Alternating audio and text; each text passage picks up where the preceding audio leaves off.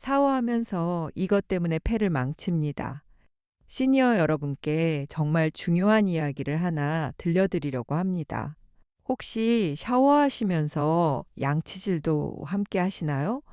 시간도 절약되고 물도 아끼고 일석이조라고 생각하셨을 겁니다.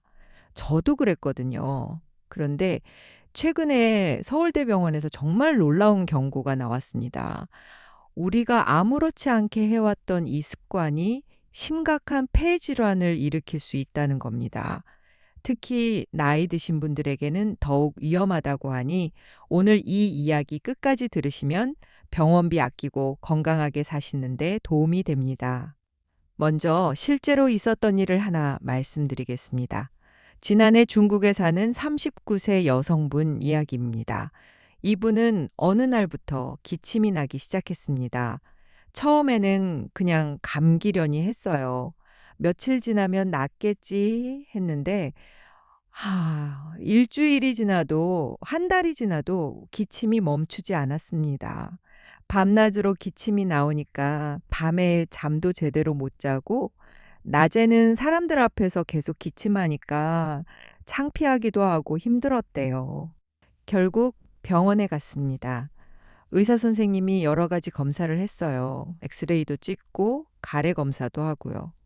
그런데 검사 결과가 나왔을 때 의사 선생님도 환자도 깜짝 놀랐습니다. 비결핵 마이코박테리아 폐 질환이라는 진단이 나온 겁니다. 결핵도 아니고 그렇다고 일반 폐렴도 아닌 생소한 병이었습니다. 의사 선생님이 환자분께 물었습니다. 혹시 집에서 특별히 하시는 습관이 있으세요? 사우나를 자주 가신다거나 아니면 뭔가 물과 관련된 일을 하신다거나요? 여성분은 곰곰이 생각하다가 말했습니다. 저는 매일 샤워할 때 샤워기 물로 양치질을 해요. 그게 편하거든요. 그러면서 덧붙였습니다. 그리고 우리 집 샤워기가 좀 오래됐어요. 한 10년 넘게 쓴 것 같은데요. 바로 그거였습니다. 10년 넘게 교체하지 않은 낡은 샤워기. 그리고 매일같이 그 물로 입안을 헹구는 습관.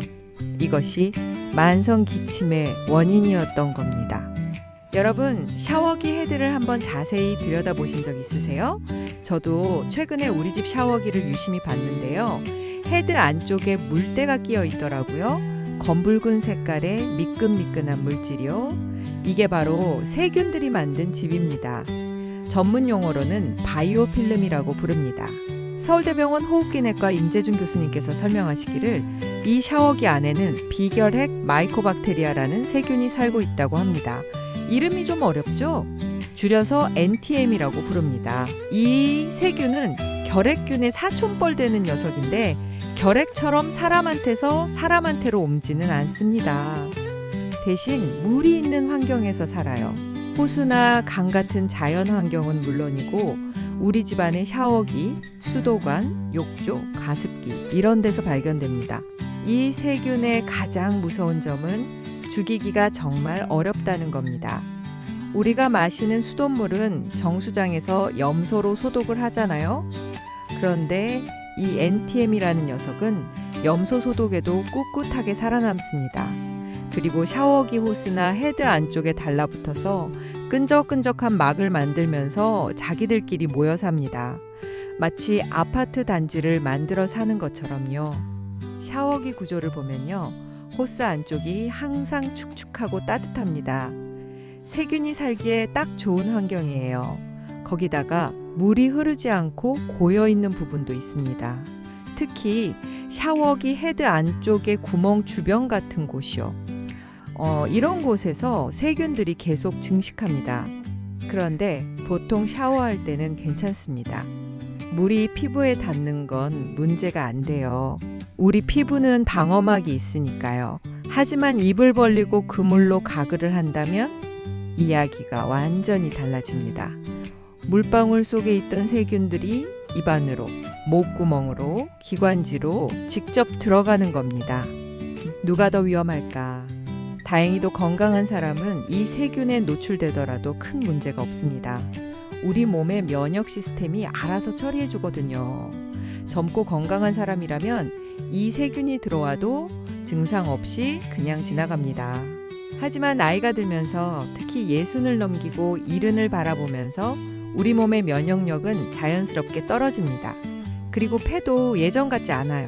젊었을 때처럼 펑펑 숨쉬기가 힘들어지죠. 이런 분들이 NTM에 노출되면 정말 위험할 수 있습니다.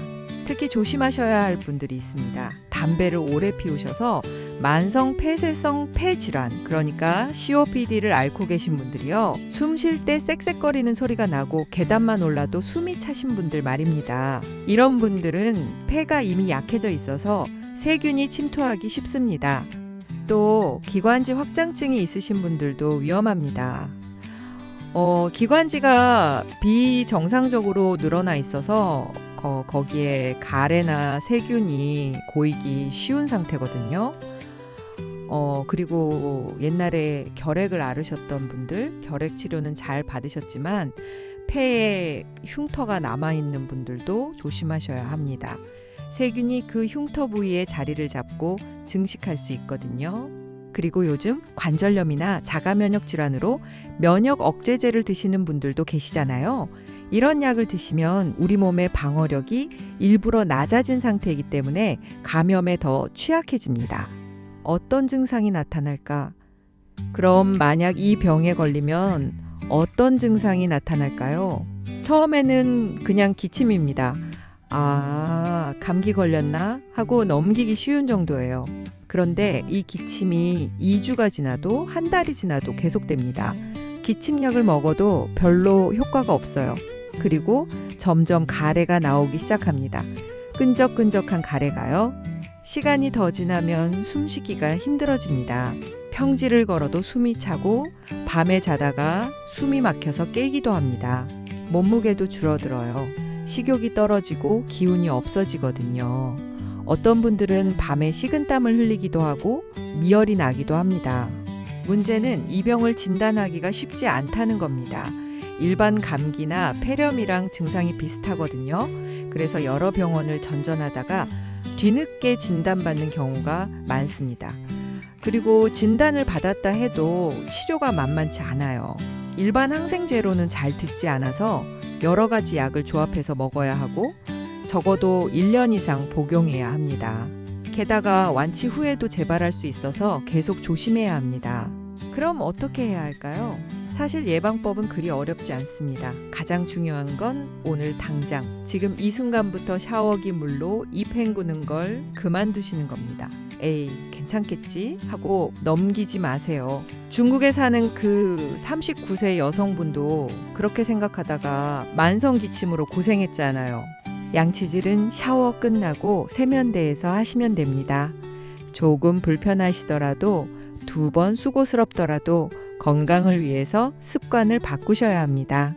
저도 이 사실을 알고 나서부터는 샤워 중에 절대 입을 헹구지 않습니다. 처음에는 좀 귀찮았는데 금방 익숙해지더라고요. 2번째로 중요한 건 샤워기 관리입니다. 임재준 교수님 말씀으로는 샤워기 헤드를 6개월마다 한 번씩은 교체하라고 하십니다. 에이, 아직 멀쩡한데 왜 버려? 하고 생각하실 수 있는데요. 겉으로는 멀쩡해 보여도 안쪽에는 세균이 득실득실할 수 있습니다. 샤워기 값이 아깝다고 생각하실 수도 있지만 병원비에 비하면 아무것도 아니죠. 그리고 샤워기를 정기적으로 청소하시는 것도 중요합니다. 과탄산소다라고 아시죠? 슈퍼에 가면 쉽게 살 수 있습니다. 빨래할 때 쓰는 그 하얀 가루요. 그걸 따뜻한 물에 풀어서 샤워기 헤드를 담가두세요. 먼저 샤워기를 호스랑 헤드 부분으로 분리하세요. 그 다음에 과탄산소다 물에 1시간 정도 담가두시면 물때가 불어서 떨어집니다. 그걸 칫솔로 구석구석 닦아주시고요. 깨끗한 물로 여러 번 헹궈주시면 됩니다. 한 달에 한 번 정도 이렇게 관리해 주시면 좋습니다. 샤워 끝나고는 꼭 환기를 시켜주세요. 욕실 문 열어두시고 창문이 있으면 창문도 열어서 습기를 빼주셔야 합니다. 습한 환경이 세균이 가장 좋아하는 환경이거든요. 그리고 고위험군에 속하시는 분들, 그러니까 폐질환이 있으시거나 면역력이 약하신 분들은 추가로 조심하실 게 있습니다. 샤워를 너무 길게 하지 마세요. 뜨거운 물에서 나오는 수증기를 오래 마시는 것도 좋지 않습니다. 그리고 사우나나 찜질방, 수영장 같은 데를 자주 가시는 것도 가급적 피하시는 게 좋습니다. 이런 곳도 습한 환경이라 NTM이 있을 수 있거든요. 작은 습관 하나가 큰 병을 만들 수도 있고 또 작은 습관 하나를 바꾸는 것만으로도 큰 병을 예방할 수 있습니다. 중국의 그 39세 여성분은 샤워기 물로 입을 헹구는 습관 때문에 몇 달 동안 기침으로 고생했습니다. 병원도 여러 곳을 다녀야 했고 진단받고 나서도 1년 넘게 약을 먹어야 했어요. 만약 그분이 조금만 더 일찍 이 사실을 알았더라면 그런 고생을 하지 않았을 겁니다. 여러분은 오늘 이 이야기를 들으셨으니 지금부터라도 조심하시면 됩니다. 오늘 저녁 샤워하실 때부터 당장 실천하세요. 샤워 중에는 입 헹구지 마시고 양치질은 세면대에서 하세요. 그리고 이번 주말에 시간 내서 샤워기 한번 깨끗하게 청소해 보세요. 우리 집 샤워기가 언제 산 건지 기억도 안 나신다면 새 걸로 하나 장만하시는 것도 좋겠습니다. 여러분의 가족들에게도 오늘 제가 드린 이야기 꼭 전해주세요. 특히 나이 드신 부모님이나 조부모님께요.